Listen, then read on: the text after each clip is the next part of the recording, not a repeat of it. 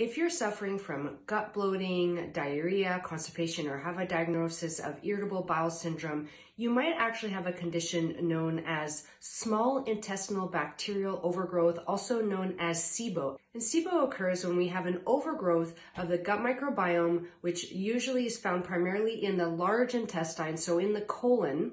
And the bacteria that normally lives in our colon and helps with our intestinal function is not meant to be living in large amounts in the small intestine, which sits above the colon or before the colon. And the small intestine is supposed to be relatively clear of bacteria so that it can do the job of absorbing your nutrients. However, when certain issues occur, such as eating ultra-processed foods, excess sugars, toxins from the environment, either from our foods, from polluted water, environmental exposures, excess stress, or not enough hydration, not enough nutrients to create a healthy stomach acid, will cause an environment in the small intestine to change, which will lead that bacteria to grow up from the colon into the small intestine, populate that area, and now that bacteria is there and ready to eat the nutrients from your food, which can cause issues like bloating, because when they eat those nutrients, they tend to fart, and that causes the bloating issue.